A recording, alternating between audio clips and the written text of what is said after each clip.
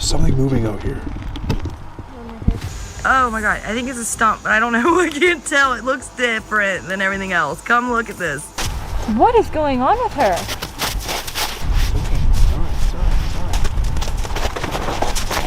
Okay.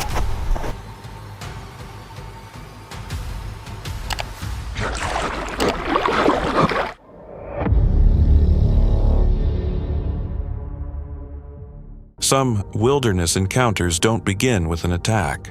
They begin with a warning. In one dark forest, animals suddenly flee before two faint eyes appear between the trees. And during a quiet duck hunt, one step into hidden deep water nearly turns deadly. When nature warns you something is wrong, would you notice before it's too late? This case is from Dee's Dark Adventures, a YouTube channel focused on paranormal investigations and nighttime Bigfoot research. On August 13th, 2025, Dee and her team go into the woods for an overnight investigation, something they have done many times before.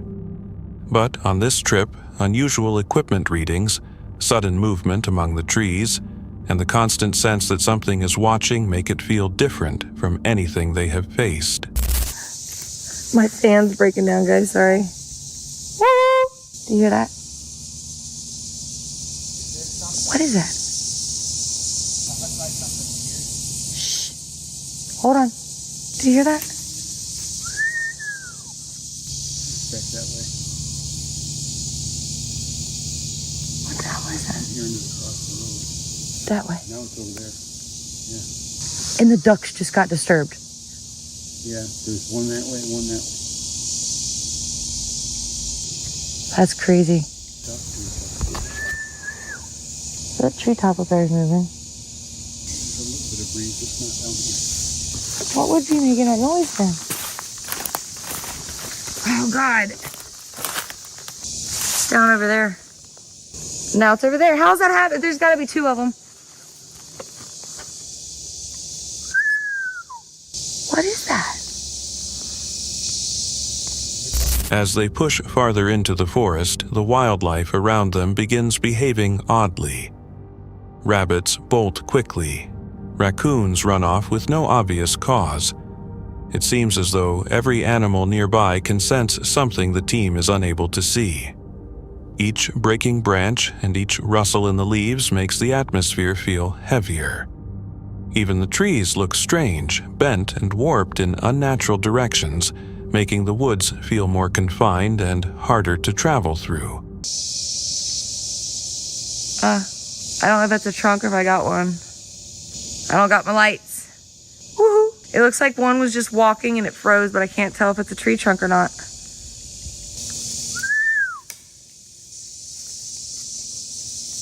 I swear it's moving, dude.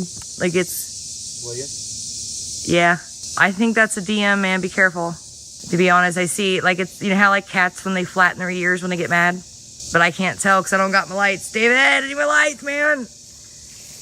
I don't hear that call anymore. What are you doing? Guys, I think we got one. I can't hold it still. Its face is shifting. Stick brake to my right. Okay. Ooh, what's that? Is that another one? I can't tell. David, what are you doing, man? Okay. Oh my God, I think it's a stump, but I don't know. I can't tell. It looks different than everything else. Come look at this. I gotta go get my lights from him. Is it upside down? Oh my God. I've never found that. I've never seen that before. I've seen it on TV, but I've never... Go, David, look at the little stick in the top. What's that? Did you hear that? There's a wood knot in there. Look at that. I've never seen one upside down like that. Like, there's no branches up where it came from. It didn't land like this. They're all like that. And it's 3 or 4 or 5. These two were connected at one point. Yeah, this is made to look like that one. That's crazy. I got used to be connected there and then it finally... Be careful touching. It could tip and you're in trouble. Oh, is it? It is. Oh, that piece is holding that piece up. I've never seen that in person before. That's amazing. High five. Yay. That is so cool. You ever seen that? No, not like that. You've probably seen more tonight than you have in a couple of years, huh? Did you give me back More the weird keys? stuff are stuck in the ground to mimic that. Like baby was like, I want to do one. But these 3 right here. At one point, Dee finds herself alone. A sharp snap comes from somewhere nearby. Then something shifts inside the brush. Possums scatter everywhere, not as if they are only frightened, but as if they are escaping from something particular. Then Dee spots it, 2 dim points of light between the trees. Low near the ground. Still, simply watching. The team also discovers something on the forest floor that immediately unsettles them. Branches and small trees have been positioned into patterns. Some are set upside down. Others are clustered in ways that do not form naturally. The formations stretch across a large area. None of it appears to have landed that way. There is no clear answer for any of it, but the eyes shine the fleeing animals, and the intentionally placed branches match the kinds of details that continue appearing in Bigfoot reports. What do you think was out there that night? On June 17, 2021, Luke heads alone into a remote forest for an overnight trial recorded on the Outdoor Gear Review, a channel built around practical camping and gear tests. Away from campsites, the place is cold, damp, and quiet.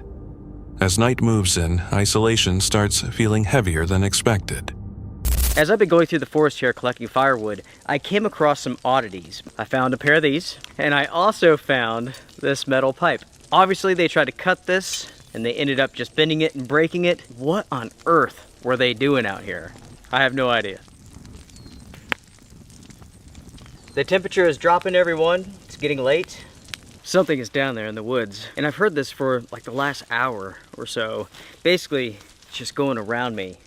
It's of a pretty good size, possibly a bear. It's not getting close. It's a little bit too early for coyotes. That would be unlikely. Bobcat, maybe. Earlier that evening, Luke spots old metal pieces scattered deep inside the woods. Their presence feels out of place, in an area showing no recent signs of human activity. After dark, faint but heavy footsteps start moving outside the firelight. The sounds are slow and intentional, pushing through leaves and branches without rush. It's been about 45 minutes since I mentioned the stomping around in the woods, and that is still taking place. It went behind me, it came around up on top of the hill here, and it sounds like it's back down here. Whatever it is circling me.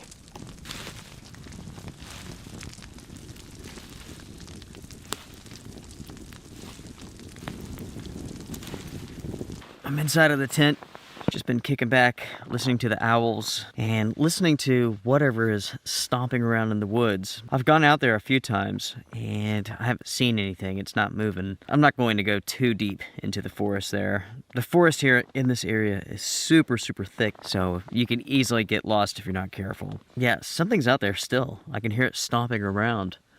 But yeah, I mean, it doesn't seem to be threatening at all. As long as it's just going to play in the woods, that's fine. I don't care. As time goes on, the movement does not disappear. Instead, it changes location. The sounds form a loose route around the camp, never coming straight in, but never leaving either. Then, something large bursts through thick brush nearby. The movement is quick, powerful, and close, before pulling away just as suddenly. Last night was uneventful, with the exception of those footsteps. At one point in time, whatever was out there, I mean, it just came stomping up through the woods and got fairly close. And then all of a sudden, it just took off. It like bolted, just took off running. I have no idea what it was, but outside of that, uneventful, quiet, peaceful. Never heard any cars. I mean, nothing. At daylight, Luke checks the area and realizes the movement followed a curved path around his shelter. The strange thing is that whatever was out there was circling me for hours. Now that I think about it, I don't ever remember hearing it over here, but it would definitely come over this direction. There is a road over there. I mean, maybe it didn't want to cross the road. I'm not sure, but do these half circles. I know that sounds weird, folks, but you all heard it. Despite how intense it felt, he stays careful, saying large wildlife might explain parts of it, though not every detail feels easy to accept. Viewers note that circling and staying nearby suggest awareness, not random movement common with most wildlife. If it was only an animal, why move around for hours, and why remain hidden the whole time? On March 4th, 2025, far within Nova Scotia's Tangier Wildlands, Lamar and Chelsea, from Paranormal Discovery, enter one of Canada's most isolated forests. Known for recording real paranormal investigations and cryptid encounters, the channel follows the trip with their dog Kiki. The forest is wide, frozen, and silent, but on this night something hidden already seems to notice them. Okay, I'm tripping out. What? I'm trying to like debunk this in my head before I like say anything out loud. I don't know if it's like the smoke playing tricks on me, but I keep seeing like yellow orbs. I keep seeing like yellow orbs that are like going from this side of the path, like walking. Like I saw about 3. Let me get the night vision then. And I know it's not the ATVs because I can hear them, but they're far where it wouldn't be their lights. For a solid like 30 seconds, I was seeing them and I was trying to debunk them in my head before saying anything out loud. I was waiting to see if it could have been the smoke, but it wasn't. It was like 3 orbs, 1 big, a medium, and a small. What? Like a family of 3 or something. Really? Yeah. What if this is an area where like, since it's such a large forest area, what if this is an area where like Bigfoots come to like procreate? What if this is like an area where people or Bigfoots bring their little ones? So, I do want to know what's up this way. Yeah, we'll keep an eye on her body language, and if we see anything that we don't... She picks up on something. Do you feel like we're being watched? Like someone's kind of like walking behind us. What? Yeah. Do you feel that too? I do feel like someone's like around us. Yeah. Family! What if that was the 3 orbs that I picked up last time? As the night grows darker, Chelsea watches the tree line when something draws her focus. 3 yellow lights appear from the brush, sliding quietly across the trail. They travel together, spaced evenly apart, before disappearing into the dark. There is no noise, no answer, only movement, calm and deliberate. Hey. I swear to God, I just heard like, it sounded like a branch or something tapping on my hood, which is why I like turned like that, because I thought a branch was on my hood. There's no branch close enough, but I heard it right in my ear. It was like a tick, tick, tick, tick, tick. No. Right in my ear.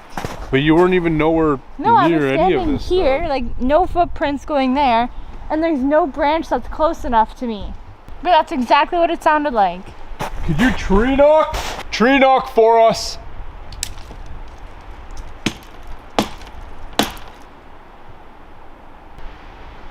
Do it again. Whoa. Whoa. What the? Why did she do that? Why did she do that? I don't know. Kia, what's wrong? I don't know what this. I don't know what this behavior is. Are you okay, Kiki? Do that again. Maybe that like triggered her or something. I don't know. Something's going on, Something's going on with her. Yeah. How's her tail? Is she okay? I don't want to put her in any danger. Her tail's down. Okay, Kia, you lead the way. Something's going on with her though. Oh, look at her. Oh. Oh. Okay. What is going on with her? Okay. All right. Okay. A few moments later, Kiki reacts intensely. She leaps back, whines, and scrambles away in fear, as if something invisible has pushed into her space. Her response is sudden and distressed, forcing the group to pull her closer for safety. Then, with no warning, the surroundings begin to change. It's getting really late now. I don't know how much like deep sleep we're gonna be getting, but like at least if we stay here until 3, then our challenge would be complete. Oh man, I have like a massive headache. Do you? Yeah. Yeah, super massive headache. It's like as soon as the fog came, like things just like really shifted. It was strange. It was just like the vibes shifted. Like I can't even describe that feeling. It was almost like instant. It was like she was having such a good time. The energy felt calm and like welcoming, and then the mist rolled in. We felt like we were being watched. Kia felt like she maybe was being tormented, and then it just shifted. My head is like throbbing. Like my frontal lobe of my brain. I can't keep my eyes open. Honestly, I feel like I should just try and go to sleep as well.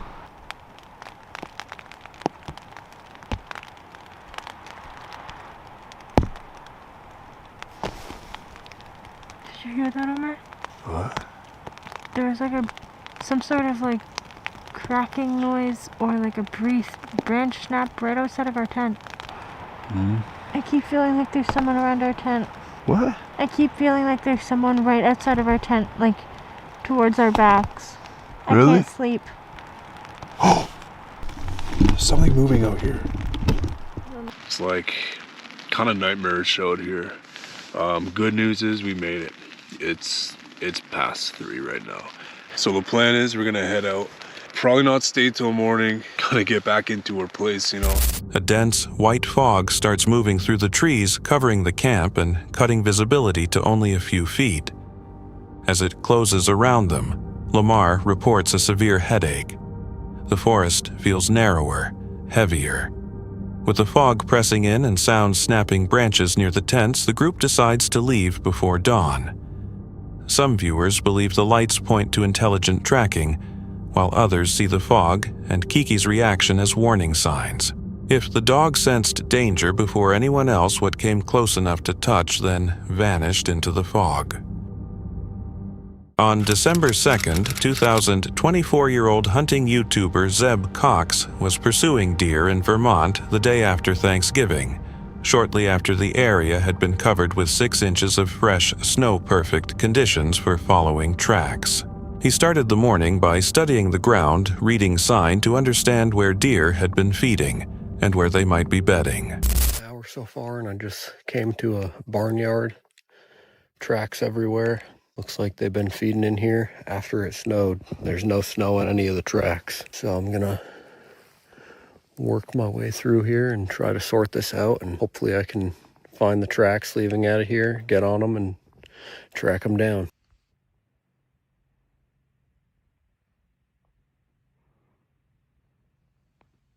Well, I just got it all sorted out. I actually saw the deer. It was a doe and a fawn. They saw me, took off up the hill. There was nothing else with them, and I just came up here and checked, and it's just those 2 tracks coming out of here. So I'm gonna continue on my way. It's still early, so I'm not in a big rush.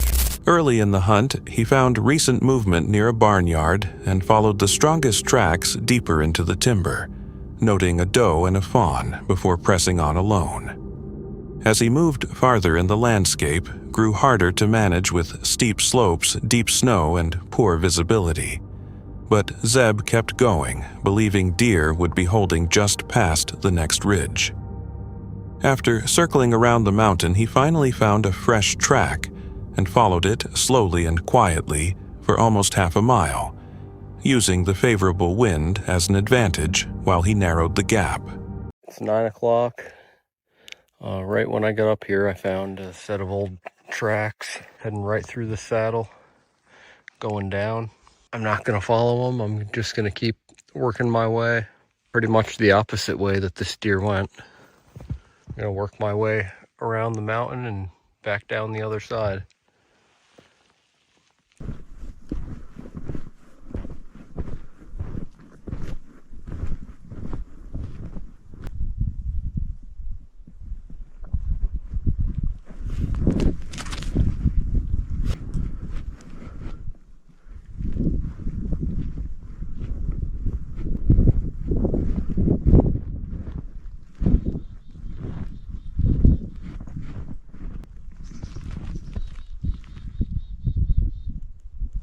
Just working my way back down this mountain. I just came across a smoking fresh track. I'm gonna get on it and I'm gonna move as quietly as possible. Go nice and slow. Hopefully I can get a crack at him. I'll let you guys know how I make out.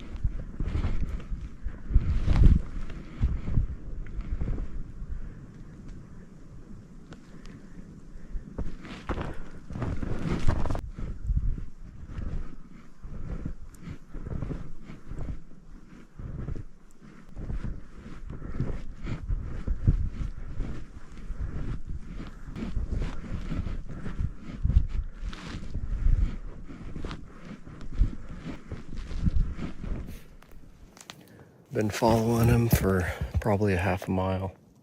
I just came to a spot where he was feeding. There's a few others.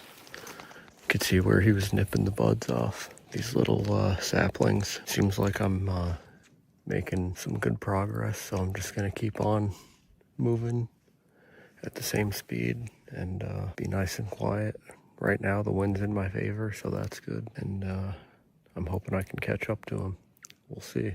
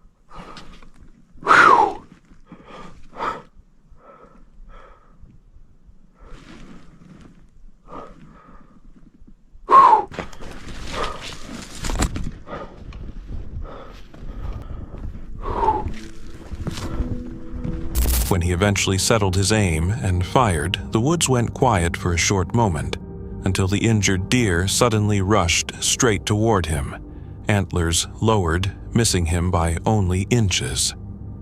Zeb was able to fire again and make it through the encounter, but the danger was already clear. In deep snow, on steep ground, even one hit from those antlers could have been deadly, leaving almost no chance to escape or be rescued.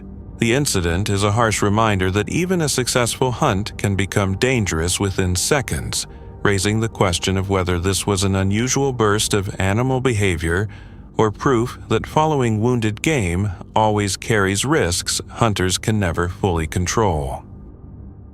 At a first look, duck hunting can seem like one of the safer types of hunting, mostly because it does not involve traveling deep into isolated wilderness where encounters with large predators remain a constant concern. Still, like any outdoor activity, it comes with hidden risks, something Ethan from the Lucas Ranks YouTube channel experienced directly in November 2020. While hunting ducks alone early in the morning just as daylight was breaking, he had been set up on a beach for hours, waiting for birds to gather. After he successfully shot a duck, it dropped farther out in the water than expected, and without a boat, Ethan had no option but to walk in and recover it. Because he did not know the lake well, he failed to realize there was a sudden drop-off only a few feet from shore. As he stepped ahead, the bottom vanished beneath him, and he started fighting to keep himself above water.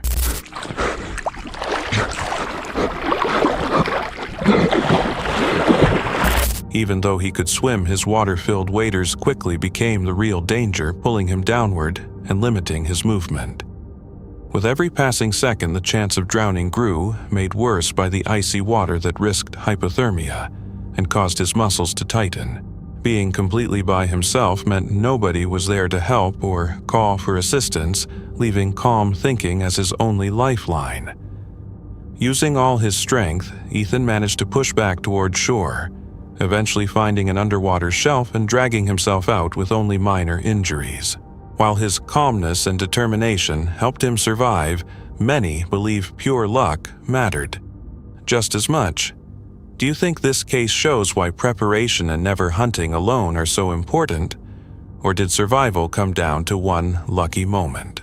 That's it for tonight. Which moment creeped you out the most? Drop it in the comments. Have your own story? Share it with us, and stay tuned. The next one is even darker.